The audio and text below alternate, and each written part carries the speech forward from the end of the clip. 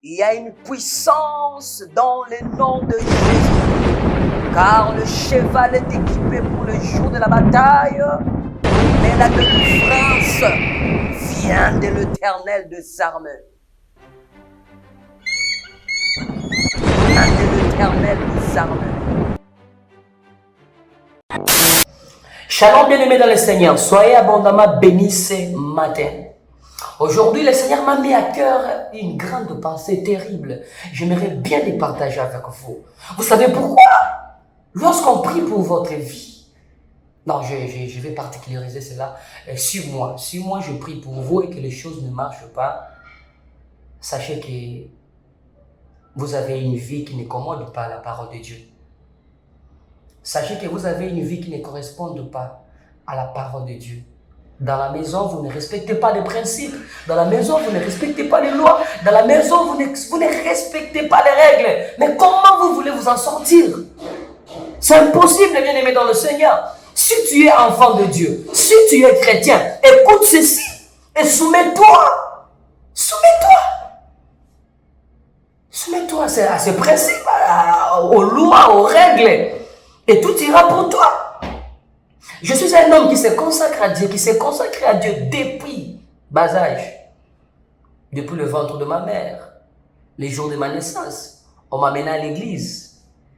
Ils ont prié, ils ont dit que ma vie, c'est une vie comme la vie de Samuel, comme la vie de Jérémie. Un prophète pour la nation. Et par une seule nation, toutes les nations du monde. Et je suis grandi avec cette idéologie-là. Ils m'ont toujours dit que toi, ta vie est faite pour le Seigneur. Tu es au service des autres. Tu dois souffrir pour les autres. Tu dois travailler pour les autres. Tu dois prier très fort pour les autres. Tu dois avoir une vie de consécration pour les autres. Tu dois être fort, puissant pour les autres. Tu dois avoir une vie de sanctification, de purification pour les autres. Et aussi pour équilibrer ta relation avec le Seigneur. Maintenant, une personne comme moi, si je prie pour vous que les choses ne changent pas, les problèmes, ce n'est pas ma prière. Les problèmes, c'est ta vie. Et qu'est-ce que je vais te dire par là? Je vais te dire ceci. Combien de pasteurs ont-ils prié pour vous? Combien de prophètes ont-ils prié pour vous? Combien de docteurs évangélistes, même des groupes d'intercesseurs, ils ont quand même osé de prier pour votre vie. Mais depuis lors, jusqu'ici, la vie ne change pas. Il n'y a rien qui bouge dans ta vie. Les problèmes, c'est quoi? Tu ne sais pas garder ton héritage. Tu ne sais pas garder ton héritage. Tu ne sais pas garder ton héritage. Bien-aimé, la Bible dit ceci. Et Jérémie 17, verset 4, lisez ça à la maison. Tu risqueras de perdre ton héritage. Je facilite ça. Je vais faciliter la compréhension de ce passage. Tu risques de perdre ton héritage à cause de tes fautes. Par tes fautes, par tes erreurs. Par ta vie de débauche, par ta vie d'impudicité, par ta vie de calomnie, par ta vie. Par ta main, je ne sais pas, tu méconduis ta vie, mais tu veux vivre la main du Seigneur. Comment tu veux vivre la main d'un Dieu saint, alors que toi tu n'es pas dans la sainteté? Comment tu veux vivre la main d'un Dieu honnête, alors que toi tu ne vis pas une vie d'honnêteté? Comment tu veux vivre la main d'un Dieu tout puissant qu'il est, alors que toi, tu ne vis pas dans la sainteté, tu ne vis pas dans la sanctification? Écoutez, tout ce qui est de Dieu est saint. Tout de Dieu est saint. Tout de Dieu. Son regard, saint. Sa main, sainte. Tout de Dieu, ses paroles, ses mots, ses phrases. Alléluia. Marasota. Dieu est saint, il faut que vous soyez aussi saint, comme il est saint. La Bible démontre que les justes, la Bible nous parle des justes, mais les injustes veulent aussi vivre la main de Dieu juste. C'est impossible, bien aimé dans le Seigneur. Écoutez-moi très bien, ne zappez pas la vidéo. Vous allez dire que le pasteur David, le prophète David, a amaté à condamnation. Je ne te condamne pas. J'essaie juste de traiter le bleu. Écoutez, la foi chrétienne, ce n'est pas une vie de tout est permis. La foi chrétienne, ce n'est pas une vie de tout est permis. La foi chrétienne, ce n'est pas une vie dont on a la probabilité de toucher à tout, de tout parler, de tout faire. Même au Dieu de la chair, bien-aimé dans le Seigneur, éminent homme de Dieu, il faut respecter la chair. Parce que les gens au-devant de qui nous nous tenons, c'est Christ qui est mort pour ces gens-là. Nous sommes juste de bergers. Nous sommes juste de bergers. Marchez selon la voie du Seigneur. La Bible dit le malheur atteint souvent le juste. Le malheur atteint souvent le juste. My God. Le malheur atteint souvent les justes. Et l'Éternel en délivre toujours. Mais l'Éternel délivre toujours les justes, non les injustes. Jésus-Christ n'est pas modernisé. La foi n'est pas modernisée. La sainteté n'est pas modernisée.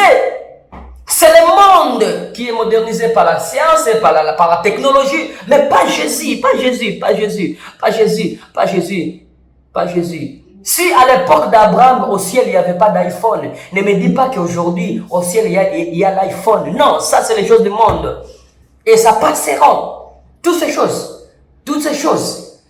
disparaîtront un jour. Mais par la foi, les justes vivront par la foi. Ils marcheront par la foi. Ils triompheront par la foi. Les justes, pas les injustes.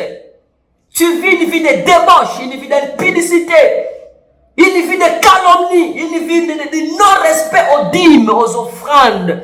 Tu fais passer tes raisons en premier. Tu fais passer tes besoins en premier. Tu fais passer ton mari en premier. Tu fais passer ta femme en premier. Tu fais passer ton travail en premier. Et Dieu est en deuxième position de ta vie. Peut-être la dernière position Dieu occupe dans ta vie. Et tu penses que ce Dieu-là, qui sonde le cœur et les reins, te rendra ce que ton cœur désire. Non. La Bible dit, fais de l'Éternel tes délices. Et il te donnera ce que ton cœur désire. Qu'est-ce qui est le désir de ton cœur? Maintenant, qu'est-ce qui est à la base de ta conduite? C'est la loi de Dieu ou tes désirs. Il y a des hommes qui sont conduits par leurs propres désirs, qui ignorent l'existence de Dieu et ils n'ont même pas peur. Tu vis dans le jour de l'Éternel. Tu vis dans des semaines de l'Éternel. Tu vis dans l'année de l'Éternel. Tu marches par le souffle de l'Éternel. Tu vois par les yeux que l'Éternel a créé. Tu parles par la bouche que l'Éternel a créé. Tu manges, tu utilises la langue que l'Éternel a créée. Mais tu n'as pas peur, tu ne crains pas ce Dieu. Quelle est la vie chrétienne que nous sommes en train de marcher aujourd'hui? Nous sommes en train de voir des choses, des bêtises même dans l'église. Nous sommes en train de voir des choses, des bêtises dans l'église. Des sœurs de l'église qui couchent avec leur pasteur, le pasteur qui couche avec les sœurs de l'église, les sœurs de l'église, les chantres entre eux n'en parlent pas, le protocole entre eux, les intercesseurs entre eux, ils ont banni la crainte de Dieu. L'église est devenue comme si elle est Ichabod. Or, en réalité, nous avons pour chef un Dieu puissant, tout puissant, qui a créé les cieux et la terre. Et vous pensez que ces choses rendent la joie dans le cœur de Dieu? Non, bien-aimés dans le Seigneur. Ne vous y trompez pas. Oh, je suis venu vous prêcher, mais dans la cuisine. Mais je vais vous prêcher. La Bible dit, apôtre Paul me dit ceci. David prêche la parole. Que l'occasion soit bonne. Ou pas, toi prêche la parole. Insiste. Je vais insister dans la vie de péché. Abandonnez les péchés si vous voulez vivre la main de Dieu. Soyez honnêtes. Soyez sérieux avec Dieu. L'église n'est pas une poubelle. L'église n'est pas une poubelle. L'église n'est pas une poubelle. L'église n'est pas une poubelle. L'église, ce n'est pas un endroit où nous allons démontrer nos faiblesses. Les capacités de péché, on ne les démontre pas dans l'église. Dans l'église, on démontre les capacités d'aller au ciel, bien-aimé. Le ciel doit être besoin focal de tout chrétien. Pas l'Europe, ni les États-Unis. Oh, il y a des chrétiens qui sont capables à tout faire pour aller en Europe. Il y a des chrétiens qui sont capables à tout donner pour avoir iPhone 15. Ça vous amènera à quoi? À quoi? Ça servira à quoi par rapport à votre foi? Christ à moi, l'espérance de la gloire. Et apôtre Paul, qui était un homme riche, il était envoyé, un fidèle serviteur des sacrificateurs. Ils avaient l'habitude d'envoyer apôtre Paul d'aller arrêter les apôtres. Je parle des Sauls. Il partait, il est allé là-bas à Samarie, il a arrêté les apôtres, il a égorgé les autres, il a lapidé les autres, ils sont morts. Mais le jour où il a rencontré le Seigneur, le jour où j'aime la beauté, le jour où il a rencontré le Seigneur, la première des choses,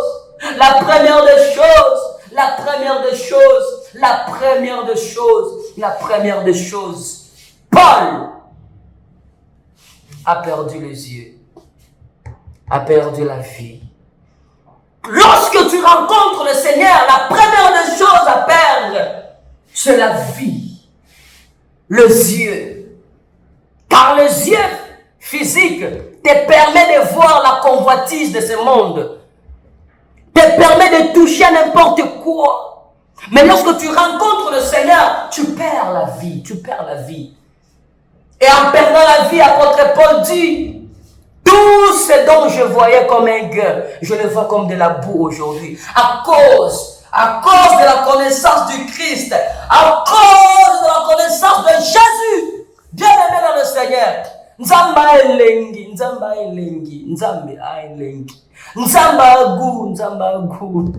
Si tu as Jésus dans ton corps, la maladie n'aura pas d'accès. Si tu as Jésus dans ton corps, le sida n'aura pas d'accès. Si tu as Jésus dans ton corps, paralysie n'aura pas d'accès. Si tu as Jésus dans ton corps, la pauvreté, la sécheresse, tu ne seras pas un chasseur de mariage, ni un chasseur des enfants. Il y a des gens qui sont là, ils cherchent seulement les enfants, le mariage, le travail, papa, les choses ne marchent pas. Mais en aucun jour, je n'ai jamais reçu un appel qui quelqu'un me dit, papa, je marche dans une vie de péché avec le Seigneur. Papa, aide-moi. Qu'est-ce que je peux faire pour quitter cette vie? Il n'y a personne qui m'a fait cet appel. Il n'y a personne. Tout le monde m'appelle pour le mariage. Tout le monde m'appelle pour son mari, pour ses enfants, pour les documents. Mais il n'y a personne qui m'appelle, papa, qu'est-ce que je peux faire pour acheter une Bible? Et à plusieurs, j'ai toujours demandé, est-ce que vous avez une Bible à la maison? Il me dit, non, papa, dans la Bible, j'ai une Bible en téléphone, application. Une Bible en téléphone, ça, un chrétien qui a une Bible, application Bible, et vous appelez ça Bible. Et vous appelez ça Bible. Un chrétien qui a une Bible, mais en application, une Bible application. Une fois que le téléphone est déchargé automatiquement, même la Bible est déchargée. Tu ne peux pas lire la Bible s'il n'y a pas de courant, s'il n'y a pas de l'énergie. Un chrétien. Et vous vous appelez aussi chrétien. Et tu t'appelles, tu frappes la poitrine disant que moi je suis enfant de Dieu. Non! Tu risques de perdre ton héritage par tes fautes. Tu risques de perdre ton héritage. Il y a ce que Dieu a prévu pour ta vie, mais il y a ce que toi tu dois marquer pour hériter cela, pour avoir cela. Lorsque Dieu a déjà organisé une bénédiction, parce que la bénédiction ça s'organise, hein? La bénédiction, ça s'organise. Pourquoi? Parce que la bénédiction a ses combats. Et dans les milieux où se trouve la bénédiction, c'est un milieu où il y a des principautés, des dominations, des autorités, des princes de ce monde de ténèbres. Car dans Éphésiens, la Bible nous dit, Éphésiens 1er, le Dieu qui nous bénit de toute bénédiction dans les lieux célestes. Or, dans les lieux célestes, il y a des esprits malveillants. C'est-à-dire la bénédiction de l'Éternel, ça s'organise. Lorsque la bénédiction de l'Éternel atteindra votre vie, cela ne se fera suivre d'aucun chagrin. Pourquoi? Le Seigneur va enlever tout ce qui fait mal à la bénédiction. C'est-à-dire la bénédiction, ça s'organise. Vous comprenez? J'ai beaucoup de choses à vous dire par rapport à la foi chrétienne. Maintenant, le problème avec moi aujourd'hui, c'est Par tes fautes, tu risqueras de perdre ton héritage et l'Éternel va te livrer entre les mains de tes ennemis. La sorcellerie de ta famille prend les décisions dans ta vie, pas seulement parce que tu ne pries pas, mais aussi parce que tu ne marches pas dans une vie de sanctification, dans la vie de pureté. Tu ne crains pas Dieu. Tu ne crains pas Dieu. Tu ne crains pas Dieu. Tu ne crains pas Dieu. Tu ne crains pas Dieu. Écoutez-moi jusqu'à la fin. Je sais que tu ne sauras pas supporter ce genre de prédication. Oui, ça touche le bordure. Oui, je sais. Avec ce genre de prédication, l'église ne sera pas remplie. Et tout le monde aime là où on dit que le Seigneur est en train de me montrer. Tu as une vie, tu as une grande destinée. Le Seigneur me montre, oh ma soeur, je vois clairement. Le Seigneur a mis un homme bon, élégant, riche devant toi. Oui, papa, amen, je reçois. Hypocrite, vous ne verrez jamais le royaume des cieux. Hypocrite, vous ne verrez jamais le royaume des cieux. Vous blaguez avec les choses de Dieu? Vous savez combien votre âme coûte? Une seule âme équivaut à Jésus-Christ. Et vous prenez ça comme une blague? Vous prenez ça comme de l'aventure? Une seule âme équivaut à la vie de Christ. Une seule âme vaut la vie de Christ. Et vous prenez ça comme une blague? Vous prenez ça comme des théâtres? La vie de ce monde s'achèvera le jour où vous serez enterré, mais pas avec Christ. Après cette vie, il y en a une autre vie. Après cette vie, je l'ai dit, il y a une autre vie. Après cette vie, je l'ai dit, il y a une autre vie. Après cette vie, je l'ai dit, il y a une autre vie. Je vous lis la parole de Dieu. Daniel chapitre 12, le verset 2. Écoutez. Beaucoup de gens qui dorment dans la poussière de la tombe se réveilleront. Les uns afin de vivre avec Dieu pour toujours. Les autres afin de vivre dans la honte et le malheur pour toujours. Voyez-vous maintenant? Après cette vie, il y a une autre vie. Cette autre vie-là, vous serez en face soit de l'Éternel et vous vivrez pour toujours, soit à face de la honte, et ça sera pour toujours. Gardez votre vie de pureté, gardez votre vie de fidélité envers Dieu. La fidélité paye. Restez fidèles, persévérants dans la prière, dans la vie de consécration, dans la vie de purification, et le Seigneur qui voit tout, qui sonde tout, vous le rendra. J'aime bien lire la parole de Dieu. Il y a un passage qui vient de me monter à cœur. J'aimerais le partager avec vous. Romains chapitre... Seigneur aide-moi. Nous avons Romains chapitre 5, verset 1er, je descends. Oui, nous avons été rendus justes en croyant. Et maintenant, nous sommes en paix avec Dieu par notre Seigneur Jésus-Christ. Nous croyons et par Jésus, nous pouvons nous approcher du Dieu d'amour à qui nous vivons maintenant. Nous vivons en Dieu. Et lorsque quelqu'un vit à Dieu, doit refléter l'image visible. Donc quand vous vivez à Dieu, vous êtes devenu l'image visible de Dieu. Quand vous vivez en Dieu, vous êtes devenu une image visible de Dieu. Vous démontrez Dieu visiblement. Donc vous représentez Dieu visiblement. Et Dieu n'aime pas être mal représenté. Jamais. C'est faux. Dieu n'a pas d'enfant chéri. Il n'y a pas d'enfant chéri. Sinon, on n'allait pas abandonner Moïse. Sinon, Moïse allait vraiment arriver jusqu'au Canaan. Lorsque tu pêches, le péché est péché, même si c'est un pape qui l'a fait. Même si c'est un péché, c'est un pape qui a commis ce péché, c'est le péché. Le péché ne change pas de couleur parce que c'est un pape qui l'a commis. Même si pape François, ça reste le péché bien aimé dans le Seigneur. Et il n'y a pas de coopération entre la sainteté et le péché, sinon la lumière et les ténèbres habiteront au même endroit. Vous me comprenez? Ce sont ces genres de prédications que l'Église d'aujourd'hui ne supporte pas parce que la Bible dit, dans les derniers temps, beaucoup ne supporteront pas la saine doctrine. Et la saine doctrine, c'est quoi? C'est le réveil. Et le réveil, c'est quoi? Le réveil, c'est le retour vers la bonne nouvelle du royaume des cieux. C'était le combat de Haïdi Nabala. C'était le combat de ceux qui ont prêché Christ dans la vérité, dans notre siècle. Maintenant, si vous voulez vivre l'impact, y compris pour vous, les choses marchent, marchez dans la crainte de Dieu.